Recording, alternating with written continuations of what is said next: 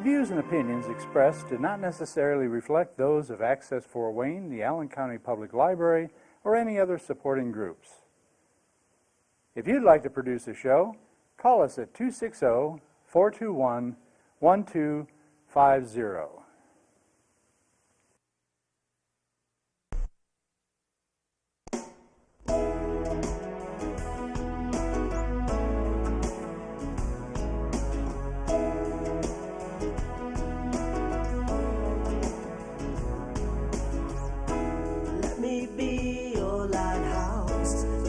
Show you the way. Let me be your shining light. Keep you from drifting away. I'm the one that makes you try. Hello, good morning, good evening, good afternoon, whatever. Welcome to my show. It's called Patty's Page. And I have a special guest, my co-host from other shows, Terry Doran. Hello, Patty. Welcome to my show today. Thank you very much. So what are we going to chat about now? Well, the experience of what? An epic adventure on the river, which Maumee River. Maumee River. Maumee. Maumee? I was privileged to be one of the 4 filmmakers on the trip. Yeah. This was from April 18th. It started in Junk Ditch here in Fort Wayne, a little ditch, which was very difficult to navigate because there's very little water and a lot of debris and so forth. That's why they call it. Yeah, and about a dozen people canoed the entire journey from starting at Junk Ditch, which came out, you know, the Maumee starts at 3 Rivers there, and ends in Toledo, in Lake Ohio? Erie, Toledo, Ohio, 141 miles. I think we started the 18th and ended the 26th, Saturday in Toledo. On the way, the New Haven, Woodburn, everywhere the Maumee went, Napoleon, Ohio, Defiance, Ohio, Grand Rapids, Ohio, and Perrysburg. And I canoed one day, so I really wasn't one of the canoers. But as I said, about a dozen people of all ages did the entire trip, including the leader, Abby King, who was on your show. Abby was fantastic. She pulled all this together, had the nerve to do it. I think a little bit craziness helped too. Well, the rest of the people pulled it off. You know, nobody got hurt. Nobody fell in. I think the only people who flipped were guides. River experts on the next to last day. Right at the end, it was shallow water. Oh, thank God. Was it cold weather? Some of the days was cold, some were warm. It's April. Oh, yeah. You know, you get mixed weather. I was very lucky because my friend Bill White is a pretty experienced camper. He had a big tent and a cot. Right. And mats to put on the cot. I provided some pillows, and the most valuable player on the trip for me was Mr. Heater. Thanks to Bill, he had a propane heater called Mr. Heater, and that kept us warm. And Bill and I was the oldest. Bill's probably the next oldest. And the youngest was a 12-year-old boy. Oh, boy. He canoed most of it, if not all of it. Eric here at Access Fort Wayne canoed the entire trip. But you all Bill canoed one day. Bill's an expert canoer. How'd you get up there? Well, I've known Abby, and you know, last year your husband Bob and I taped her annual Earth Day event. Well, we taped interviews with people there, and from there she invited me to go on the trip with Eric was one of the filmmakers, Justinian another one, and then a part-time was Tim, who couldn't make the entire trip because of work obligations. And I was pretty much doing land interviews and footage. So you didn't go by Canoe, you went by, I went some, but mostly land. by car. Yeah, well, yeah, to get from place to place, Yeah. I went by car. It's an enormous undertaking because, you know, when you say canoed the trip, you Right. think, well, the canoers get most of the publicity. She got some nice coverage, the Toledo paper, Fort Wayne papers along the way. Yeah. But what you don't see is all the people behind the scenes, so to speak, that are putting all the canoers' luggage into a big cart, Oh, and then you got to haul it to the next site, so they have all their gear, tents, etc. Obviously, they aren't driving; they're canoeing. There's not much room in a canoe. Then people like Jane Young, her husband David Green, their son Rowan. David and Rowan, I'm pretty sure, canoed the entire trip. And it was a very nice family, you know, father-son connection right there. Jane cooked, but she did more than cook. Lydia, Kara, a gentleman named John that came all the way from Oklahoma, cooked. And when I say cook, you know, they had to have portable cooking stoves and, Gas, propane. and yeah, all that. And they had to set it up every morning and then tear it down, do the dishes, just like at home, and then put all that stuff in a trailer and haul that to the next site and then do it all over again the next day. And the canoes, you know, when they went from point A to point B, they had to be picked up if point B wasn't going directly to point C. So there's a lot of hauling and transporting, as I said, behind the scenes, a lot of people involved. Probably at any total 50 people probably were involved in this trip. Now, all 50 weren't there every day. I'm talking about people that we met, like Defiance had Earth Day on a Tuesday. Right. So there were all those people. We had a lot of different speakers come in, some in remote areas. You know, you wonder how they even found it. Yeah. Had a Buddhist monk on Easter, came out and gave everybody a blessing, you know, a happy trip, healthy trip, safe trip. And every night, the camp was on the Maumee River. Oh, beautiful, well, beautiful scenery. Sorry, beautiful setting. Joke. But I know you took some film of it. Are we going to be showing any? Yeah, and I want to say before we do that it's all volunteer. Nobody got paid. Right. Just an incredible achievement, and that's part of what I want to talk about and what I'm planning to make a documentary on. Is this camaraderie, this community, sense of community, the spirit that was there, and contrast that with what I consider to be American values, this selfishness, greed, the power people. You know, you hear all about the 1%. Just want to know who hogging all the money, all the resources, polluting the environment. You know, the river obviously is a tremendous asset to the human race. Right. I mean, the trip was to clean it up. Right. As one canoer told me in a brief interview with him, I said, "What's your main impression of your 7 or 8 days on the river?" And he said, and I quote, "The consistency of trash." Trash starting in Fort Wayne all the way to Toledo. The day I was out, we had Rowan and Abby's son found a big garbage can just on the bank, you know, and they hauled that into their canoe, a perfect symbol of the garbage can. Yes, of the wreckage of the river. And of course, individuals do this. They throw stoves. I mean, you find everything in there. Mattress, you name it. Tires.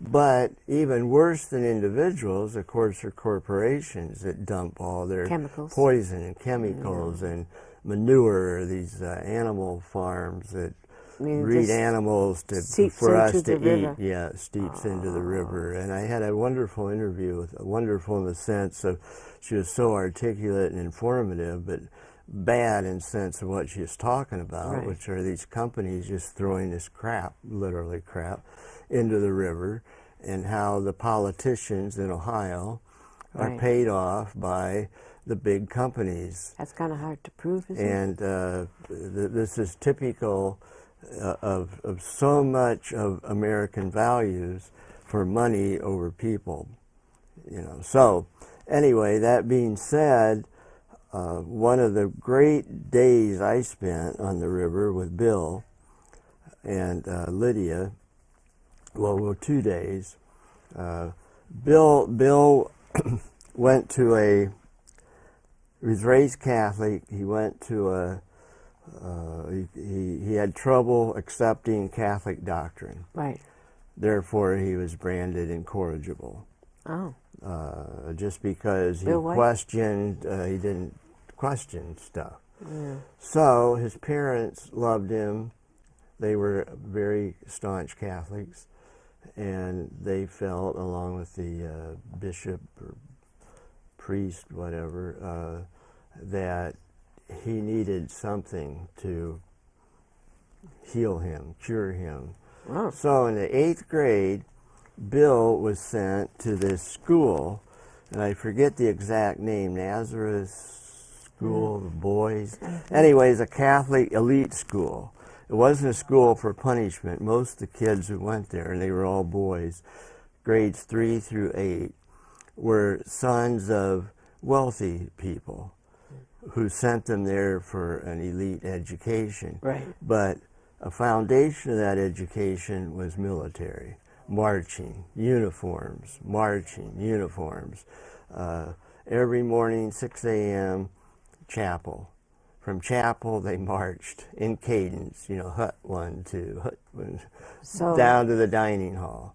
And as it turns out, this school, which closed in 1982. here in Fort Wayne? No, it's in Grand Rapids, Ohio, a tiny town on the river, charming town, actually outside of Grand Rapids, but excuse me, it sits on a hill across from the river. Yeah. As I said, it closed in 1982. It was vacant for about 10 years. A company bought it, remodeled it, and it's now a like they have wedding receptions, banquet hall, but very fancy. Well, excuse me. Bill wanted to go back. This was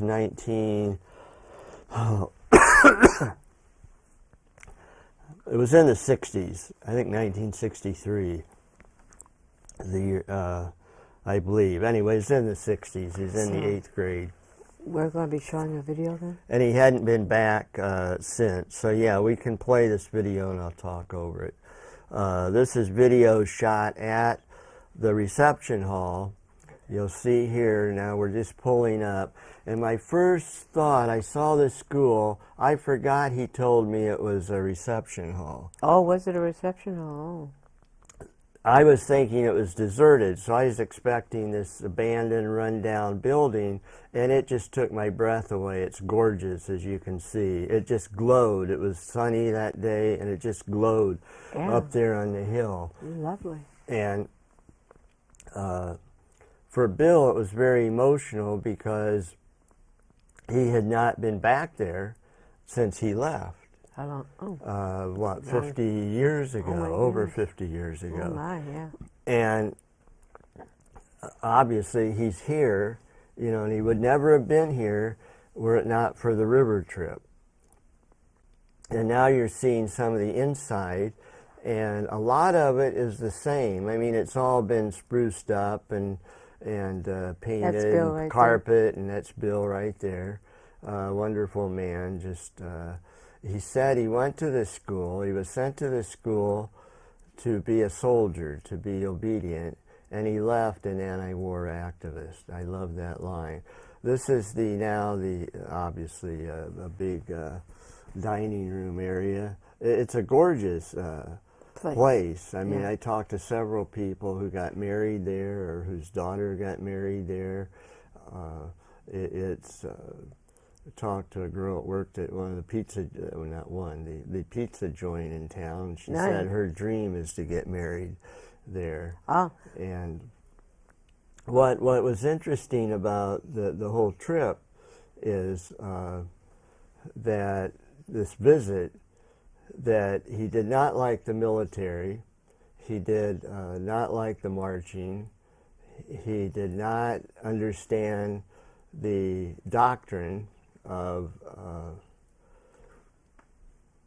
the school. You see, we're just going down the hallways, and the lockers are still there, and now you're going to see what was a classroom.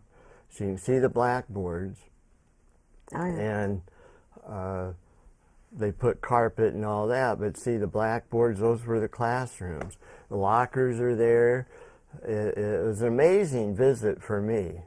I felt honored to be part of that visit. It was so meaningful to him. And at the time he was there, he was reading a book that everybody is familiar with, The Diary of Anne Frank. Oh, Anne Frank yes, was I remember that 13 book. years old when she wrote that diary, Where was this, hiding in an Poland? attic in a house in Amsterdam from the Amsterdam. Nazis. Yeah. Bill was 13 years old in the 8th grade. He read that book and he thought, I'm like a soldier.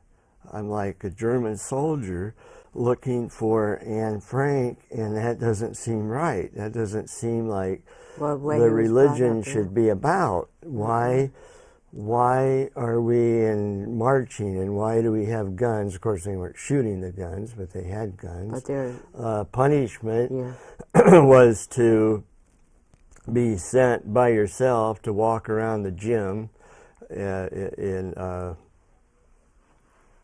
cold weather, outside if it was nice, for a couple hours, just marching, holding the gun, marching, marching. And if they caught you loafing, they'd add another half hour to it. So, so he questioned, how is this keeping with Jesus talking about peace and love, being soldiers? Not every religion's going to... I was Roman Catholic myself. Yeah, my mother was... Her aunt was Roman Catholic that raised her, and my mother was raised in the Catholic Church. I'm Lutheran now, and we're peace. We're peaceful. We don't talk about fighting, but we do talk about activities that's happening around this world, and how we can be able to bring peace to everybody, for everybody, praying for them. We don't... I can't really compare Roman Catholicism with Lutheran, but we don't think the same way. Well, I'm talking about his experience, and I hope I'm relating it accurately from what he told me. And he got in trouble 2 weeks before graduation, and the nun, all the teachers were nuns. Mm-hmm. The basketball coach was male. They had a retired, I think, like Army colonel who did the marching drills with them. And Bill was put in the office, which the office is still there. Mm-hmm. And now, of course, it's used by the company. And they were very nice. The company let us go into this school, as you saw, and look around. Yeah. And they said it was okay to tape. And there was a little museum area, cabinet where they had pictures of kids in the uniform from when they actually were in school there. And it's a different era than it is now. isn't it? I don't know. What do you mean? Well, in those days, they were more regimental in those days, many moons ago, when he was going. Do they have that now? They have military schools? Well, when I was at IU, you had to take ROTC, which is is it still military happening? training. I think it's still No, happening. they got rid of that. That's one good thing that came out of the Vietnam protests. Right. They got rid of mandatory ROTC for state colleges. I hated it, every minute of it, marching around in uniforms. But you're not that. But it's really not that way now. Except in private schools, or no? Well, this was a private school, yes, a prep school, and Bill is locked in the office. Probably they're going to expel him. Now, he did graduate. They gave him his diploma because he had good grades. Yeah. He had trouble with the contradiction of peace-loving religion versus being a soldier, so to speak. And he didn't want to be a soldier. And now he's a very strong anti-war activist, to his everlasting credit. So he's in the office, and the window, there's a window, and there's a board there with keys on a hook. Mm-hmm. What do you do? He says, well, they made it too easy. He takes the keys, opens the window, gets in the company car and drives away. For a whole, yeah. He was raised on a farm, so he knew how to drive a car. So he was gone for a year. At the age of 13 and 14. Wow. One whole year, until he was finally picked up. And he said the police were nice to him. Yeah. I think he was picked up in Illinois, brought him to Fort Wayne. His mother was so happy, and his father too. So happy to see him. He was afraid to face them because they sent him there not for punishment, but because they thought it was the best thing they could do for him. So and they had to take out loans, you know. I mean, it was a financial hardship. Right. And as I said, most kids there were sons of wealthy people, and so it was a different experience. But anyway, I thought it was a great story, and in the documentary what I want to do is contrast that military training, which is still permeates American culture. Yeah. America just invades, I think they've invaded 52 countries since World War II. The most recent, Vietnam, Afghanistan, Iraq, and so I want to contrast that with this beautiful spirit of these people on the river. Everybody cooperated, everybody helped each other, everybody was united in the goal of saving the Maumee, cleaning up the Maumee. And yes, the Maumee is one river, but it's a symbol of all the way that human beings need to view our earth, our planet. It's our home. Yeah. Period. Well, you know, we're going to do another show talking more about the Maumee trip. Is there anything you'd like to say now before we can do another show about this, just to close this half hour? Well, it was a tremendous experience. It's a whole different world.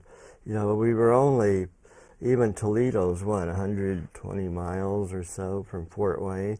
It just felt like I felt like I was on a different continent even. I'm not used to camping.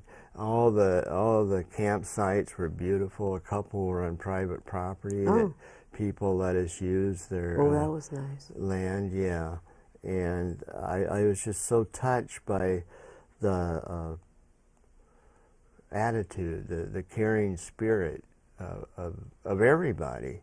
You know, you had all kinds of people. I'm sure all religions represented.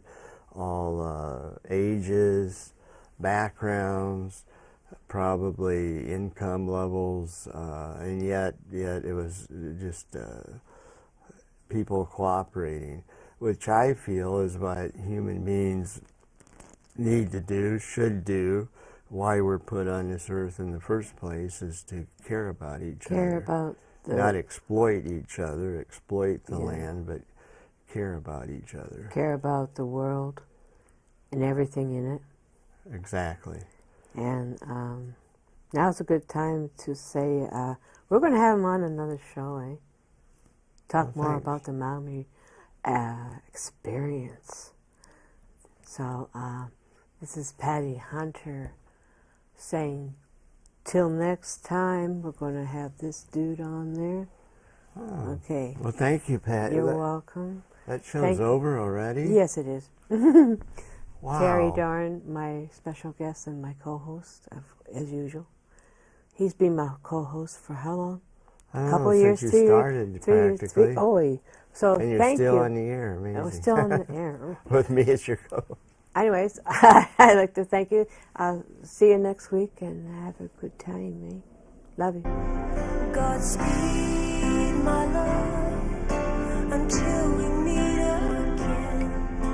You're always in my heart and every dream. Don't let this time